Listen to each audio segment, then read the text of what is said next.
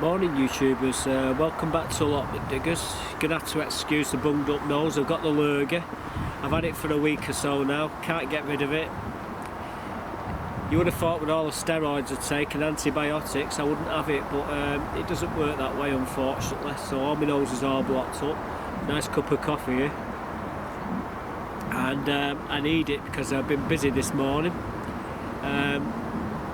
We've had beautiful clear skies all week, and well, it's a bit windy today. We've got a southerly wind blowing of about 8-9 miles an hour.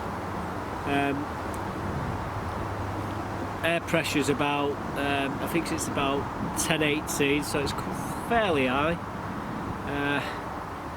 Like I said, the sun's out. It's been pretty much like this all week, and at the night time it's been clear, gin clear skies, which brings the temperatures right down. And problem with that is my Dahlias can't take temperatures below about 3-4 degrees, and I've got a blooming snotty nose as well. Anyway, come on yesterday, and they've all got frostbite. Frost has had them, so it's just a matter of taking the tops off them. However, I decided to do the ones at the back of the plot, which were in the buckets. So I've got a clip of me actually tidying them all up. We bag all the tops up. We'll tidy the bed up. Cover the. We're going to cover the actual dahlias for the time being. We will be taking the soil out of them, but we're just going to tidy that bed up because it won't be long before we start moving the shed over. So anyway, let's show you what we've been doing. So as you can see here, this is all frost damage. You can see, absolutely had it. These are the Jamaica, and they've all had it. Let's just quickly, you can see where it's all burnt here. That's the frost that's done that. And well, we're just going to take the tops off now and just leave them in the buckets in the soil for the time being. We will be cleaning them very shortly, but I just want to clear all the tops off them because it's such a shame. Look at that, unbelievable. But you can see clearly the damage here. This happens every year. A couple of hard frosts and you lose all your dahlias. Oh well, time to get them up.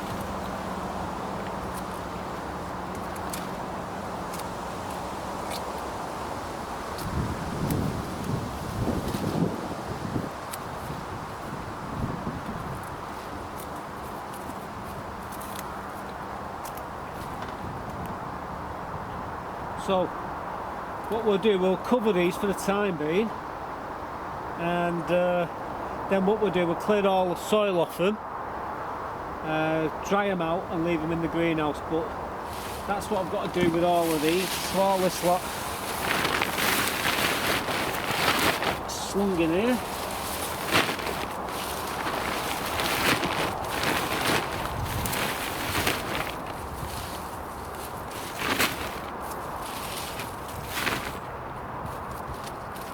So I'm going to continue doing this, and I'll show you once I've tidied it all up. So this morning we've been taking all the tops off them dahlias. What we will do is empty all the potato buckets with the dahlias into this bed, and all the bulbs will be giving them a good cleaning. But at the moment I've got nowhere to clean them, so I'm just going to put something over the top of them to keep them dry. And could take this and get rid of this bag of dahlias here. And if I left it long enough, it would drop down to half a size in the space of a week. and then it'd be even easier to move, but I think I'll just get rid of it. But yeah, we just give the bed a gentle hoeing and raking. So I'm just going to cover this them dahlias right now. So I need to find something to cover them with, don't I? I don't know.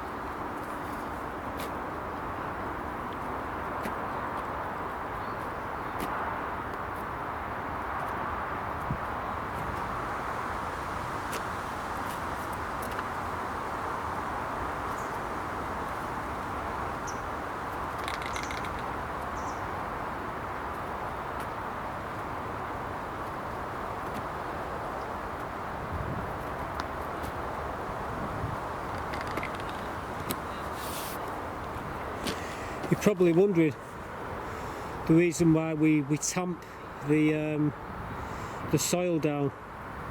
Well, it's very windy today, and this soil is very, very loose. And all it takes is a gust of wind, and you've lost a pint of compost off your bed, and if you know that continues over the year, keeps getting blown away. You soon end up needing to put more compost on, and that's what 90% of the time I'm doing. I'm constantly replenishing the compost. So the trick is cover it or tamp it down, and it stops the soil from blowing away, and it makes nice patterns in the soil as well. So we've tamped the soil down there in this bed. We've covered the dahlias for the time being in that black plastic. That compost in them bags up there be spread evenly over this bed, what we just tamped down. And as soon as the self-blanching celery comes out, then we can walk the greenhouse, which is over there, the blue shed, sorry. We can walk it across here, walk it over here, and walk it down to where the compost bag is down there, where all the tops of the dahlias are, and that's where we're going to put the shed on that base there. We just remove the shed from there, give that to one of my mates, and yeah, that's the next step in the process of doing this here. So sadly we took the tops off the dahlias because they've succumbed to the frost, and now we've got to go and do the same at the front of the plot. However, I think before I do that, I might stick the onions in that far bed over there. So that's a job I need to do. But before I do that, I'm going to have a nice cup of coffee.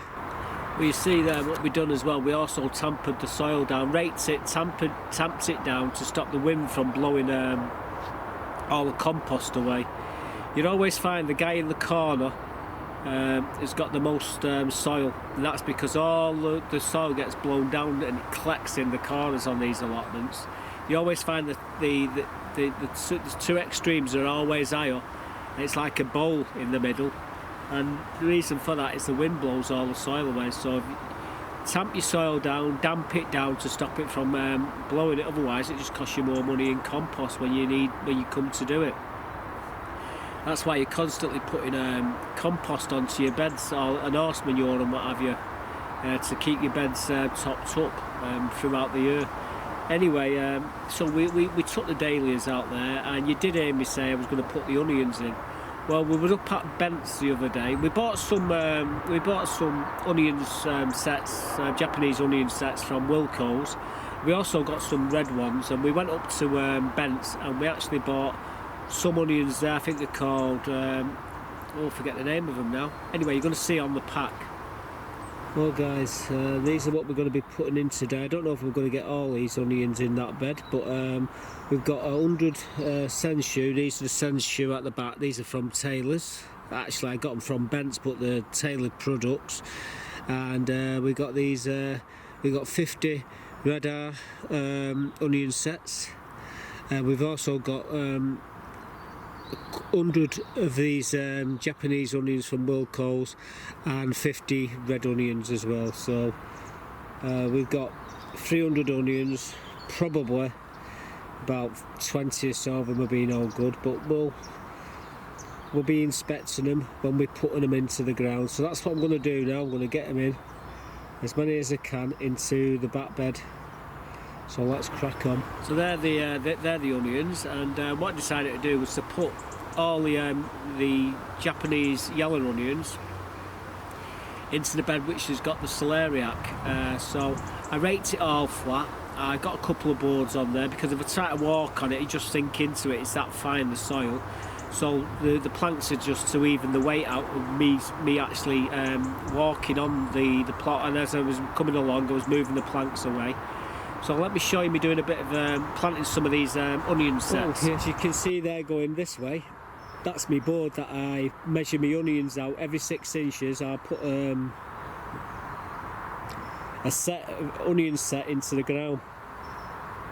The board's going, the 2 boards going along the bed, they're for me to stand on, because if I try to stand in that bed there, I just disappear into it, because it's that fine, the soil. So anyway, that's what I'm going to be doing. I'm going to get the plank up the top there now. We'll get some of these onions in. I'll show me doing 1 or 2 of them, and then I'll crack on. But yeah, that's what we're doing today. We're putting the onion sets into this bed next to the celeriac. I can't put anything in these beds here, unfortunately, because I need to come through with that shed over there. But as soon as that celery's out, we can sort all that lot out. Anyway, let's not get carried away, distracted. This is what we're doing, getting the onions. So I'm going to get me onions set up now, and we'll have at it. I'm going to stick some of these sensu in at the moment. Alright for spring onions these, but we will grow them on to full size. And I'm just going to rip the pack open now. Tip them out. Grab myself an handful of them. And there they are. That's what they look like, guys. They're in perfect knit, these are from Bent's. And basically all you're doing, I don't know if you're going to be able to see this, but you just push them in. Ground's lovely and soft. I'm just going one either side, all the way along, and basically that's it. Just make sure they go down to the tip. You don't have to bury them too deep. What we will do though, later on today, I'll probably put a cover over them to stop the birds from lifting them up, because when they start to come up these, what will happen is the birds will actually think that worms poking out the ground, and they've got the tendency of lifting them out. So yeah, we've forgetting to turn the camera here really, but we just keep on going down the line.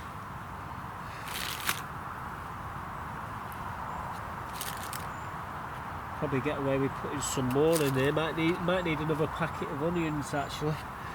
We'll soon see.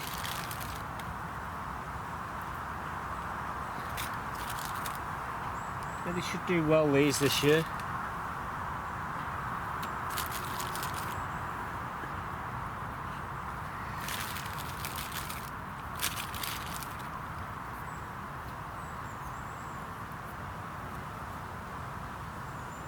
Make sure you get them the right way up as well. That's important. As you can see, there's the bottom, there's the top.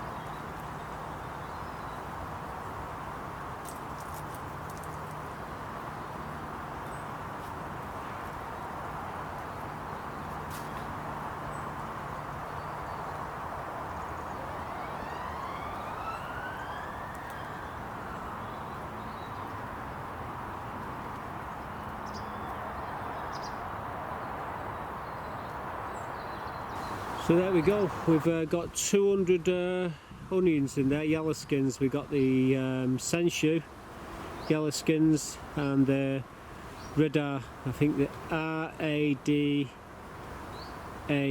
Radar. So I think I've planted about 200 in there. The other thing I would say is I'm going to be putting some green debris netting over the top of that today sometime to stop the allium leaf miner from attacking the onions when they come up. I mean, I don't have to do it now, but if I don't do it now, what will happen is the birds, as soon as these onions start to grow, the little shoots come out, you get the birds pulling, especially the blackbirds. They pull all the bloody onions up, and the jackdaws and the crows again, they do the same thing. So I do need to put a cover over the top of them. So yeah, that was basically the back, what we've got so far done. We moved our attentions then to what we're going to be doing with the garlic. So I had 2 lots of garlic. I did have 3 lots of garlic. Here's a story for you. Involves 2 other YouTubers and myself. And well, let's start off with show you the garlic what I had. So when I was in Bents the other day, I bought these Marco, really nice garlic. I thought we'd give them a go. So I bought a pack of these. Garlic. I've never tried these Marco before, and you get 3 for £3. Free garlic in there, and they should split up into about 30 garlic. But I thought we'd give them a good go. Apparently they've got a good strong flavour, and they store well. So I thought let's have at it, and we'll add this to the list of garlic we're going to be growing this year. And then what I did was I've got these Allotment white, which I grew last year. I saved the 20 of the best, and these are the porcelain white. Did I say solent white then? No, the porcelain white. Well, guys, what you're looking at here are my porcelain white, and these are absolutely awesome. These are what I managed to save, and just look at them. They're absolutely beautiful, and you know, they're all ready for splitting. All you just do is pull them apart. There must be 10 on each of these. There's 20 of them here, 20 of these garlic, and I'm going to be putting these into. Well, I'm going to start them off into some coffee pots, because I can't actually put them into my beds at the moment because I need to move my shed across. But these are absolutely, I mean, just look at them. My hands are like shovels, and these things, they must be 3 inches across them. Now these are what we produced last year, and early this year. So yeah, these will be going in very shortly, and yeah, don't they look well? I've always loved porcelain white. I mean, just look at that. How can you not love a garlic like that? Absolutely wonderful. So they're my porcelain white, and don't they look absolutely awesome? They really are big things. And we're going to splitting them up, but I want to put them in the beds where we've got to walk over, so I might have to put them into some coffee cups, put them in the greenhouse, grow them on to a certain size, then plant them out once I move the shed across. That's what I'm going to do there. Anyway, I had these porcelain white, and I also had some elephant garlic inside my greenhouse at home. Now at one end I've got my seed stock, and at the other end I've got the eating stock. So I goes in to get me garlic to bring it back down to the allotments, and the porcelain whites there, all 20 of them. Where's all my elephant garlic? I thought it was all next to it. This was a few weeks back. This, so I shouted into her indoors. I says, "Where's all the garlic gone from here, doll?" She says, "What do you think you've been eating for the last 3 weeks?" Well, I'll tell you, my jaw dropped. She'd used all the elephant garlic, and she says, "You're lucky to say that." I said, "Cause I was going to start using the porcelain white there." I said, well, what's wrong with that end? She said, well, they're a little bit small. I said, yeah. I said, them were we stock for, you know, for next year. She went, oops. Anyway, I think I made a comment, and Nigel, Muddy Boots, picked up on it, and he said, how are you doing for your your garlic this year? I said, well, at the moment, I'm struggling. I can't get hold of any elephant garlic. It's like hen's teeth. He says, I might be able to help you out, mate. Anyway, he sent me another message. I've just looked at my garlic. It's all ruined. Said, but I do know someone who might be able to help us both out. Says, leave it with me. A couple of days goes by. Gets a knock on the door about 11 o'clock. Postman with a box. Signs for it. Opens the box. And blow me. Turns out I've got a box of elephant garlic. Now, what happened was Nigel must have spoken to Nick from Nick's Allotments, giving me details, and Nick graciously has sent me a box of this elephant garlic. So I really can't thank Nick enough for that. He's helped me out of a tough spot there. And I do watch his channel. He's got an awesome channel. So what I will do is be leaving a link for Nick and Nigel. Not that you don't know Nigel. Everybody knows Nigel on the YouTube allotment scene. He's a bit of a legend, as is Nick. So I'm going to leave the two links to both their channels, and go and check them out and say Mark says hiya. Anyway. Yeah, the pair of them saved me bacon. So let's have a look at this this elephant garlic which Nick sent. Guys, yesterday morning I got a knock on the door, and I opened it, and it was the postman, and he says, Mr. Davison. So yeah, he says, got a parcel here for you. I said, all right, okay, thanks a lot. Anyhow, gets it in, and I opened it up, and I was gobsmacked at what I found inside it. Now, Nick Ashford from Nick's Allotments and Nigel Muddy Boots have got together, and between the two of them, they've managed to get hold of some of this for me. Now, look at these here, guys. Now, these are what Nick's grown these, and he's sent me these down, and they're absolutely awesome. Elephant garlic, just look at them. I think he must have picked the best ones there. Absolutely wonderful. And just look at them.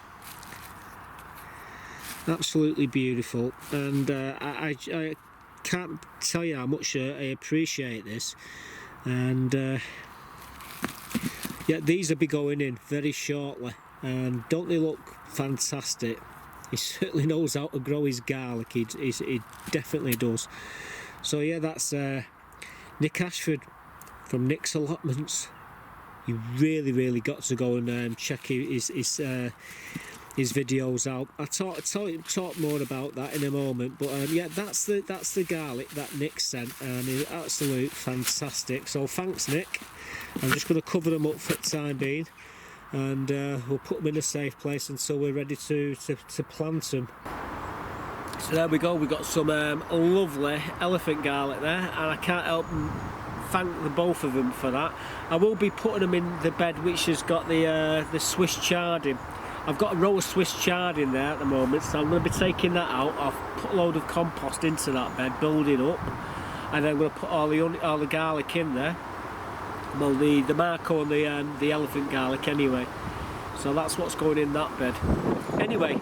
I just left the allotment, so it would be about 3 o'clock when I get a phone call from my mate John. Now John's is a tree surgeon, and he has a load of wood chip on his truck. He said, I've got a load of wood chip here, I haven't got the key. How about getting down, open the door, and I'll drop it off. Anyway,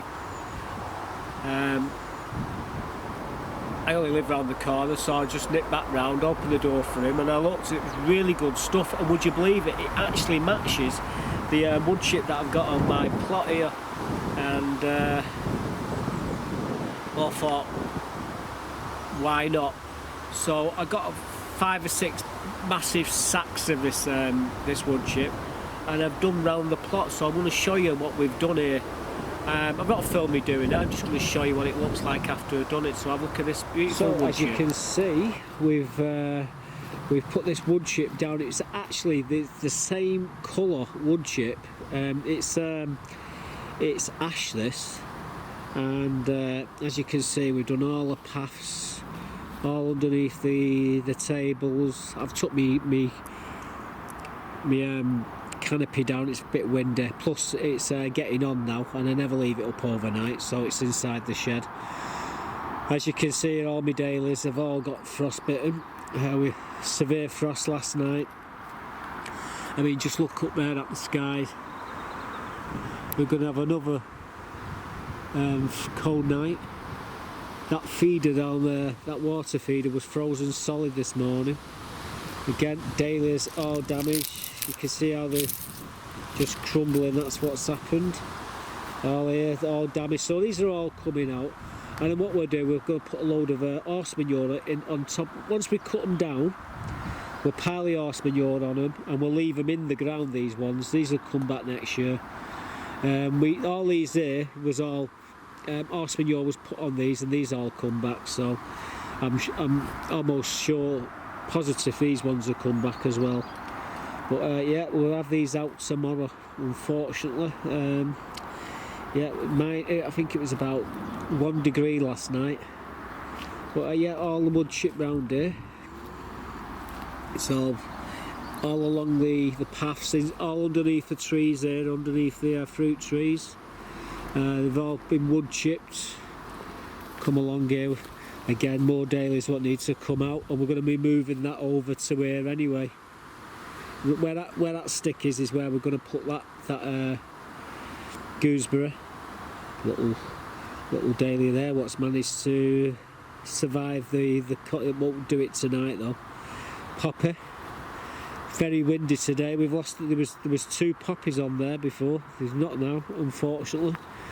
But yeah, you can see wood chips down the pass. We got up to here anyway, and we did all through the trees, the fruit trees. You'll get the dahlias, not the dahlias, the daffodils start to come up in about a couple of months' time, and hopefully all my snowdrops will be coming up underneath the trees as well. We've got one of these bloody squirrels what have had all my heads off that little Leo what was saving for seed. It's pinched nearly all the seeds off it, so I've got seeds, the little Leo seeds, but I wanted to take the seeds off that one because he had over 30 heads on it, and that's the one in this planter. Yeah, bloody squirrel. He's had all the tops. You can see where it's been chewing them there. All these will be coming out shortly, all the cosmos. Roses are still flowering. The sunflowers have still got flowers coming on them. Even though the frost has been vicious, there's still a bit of colour, but all this will all be out shortly. Within the next week it'll all be gone, and it'll be empty beds like this. The sedum, well, that'll stay like that throughout the winter. That you know, it doesn't really die back very much, although we will be cutting it back. But anyway, so that's the paths, and as you can see, the dahlias have all been wiped out. We've already took the other dahlias out, as you just see. So there you go, folks. The front part of the plot's looking pretty good. We will be taking the dahlias out next episode.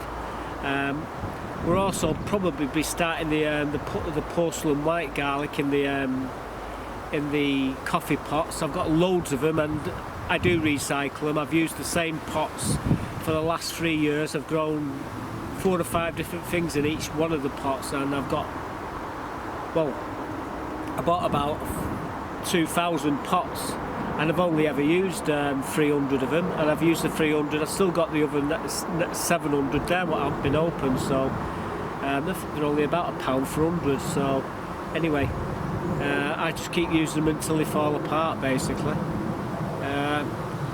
No, I'm not into save the planet, but I don't like to throw things away, and if I can use them over and over and over again, I will do.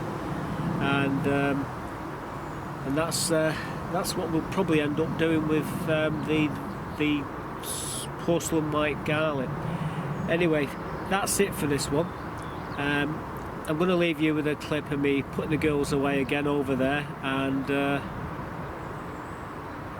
well, that's it. So I'll see you all in the next one. I've got plenty to show you, a lot of other stuff on my brother's plot that I've not shown you yet, but it'll all be coming up very soon. So anyway, thanks for watching, guys, and sorry if you can't understand what I'm saying. Like I say, my nose is all blocked up. It's always bloody blocked up. Keep getting these chest infections. It's because of my grandkids. They're all incubuses basically, and they get a chest infection. Granddad gets a chest infection. They're like little limpets. When I go home, if they're there, they're all over me, and they're all got snotty noses, and that's why I'm always got a chest infection or a cold out most of the time. Anyway, like I say, that's it for now. So I'll see you all in the next one. Goodbye for now. Come on. Alright, come on, yous lot. Right, time to get them into bed. Come on, all of you. Come on, you dirty stuff out. What are you doing? Come on. Come on. Come on now. Come on, girls. Come on. In you go. Come on, don't mess about. Come on in. Hey, bed. Come on. Come on, get in. Oi. You're going to get your backside kicks. Come on, you straggler. Oh, bloody door's falling. Hang on. Come on. Get in. Stop messing about. Come on, in you go. Hang on. I'm going to have to get me back into here. Come on, you. Oi. Chop. Oi, get in there. Come on, you. Oi. Come on, get your backside round here. Come on, you. In you go. Come on before the beast of wee gets you. In you go. You shift your backside. Go on, in you go. Come on, you. Oi. In you go. Oh, you. If I have to chase. Oh, I'm going to have to chase after her. Come on. Bedtime. Go on, get in there. Go on, get in there. Get in there. You shift your backside. Go on. Wait. Ooh. Good night, girls. Well, that's the only way to keep them safe. If I don't lock them up, something's getting in the pen, kill them. As you see, tomorrow morning they'll all come chasing out of there. Be a free-for-all getting through that little hole.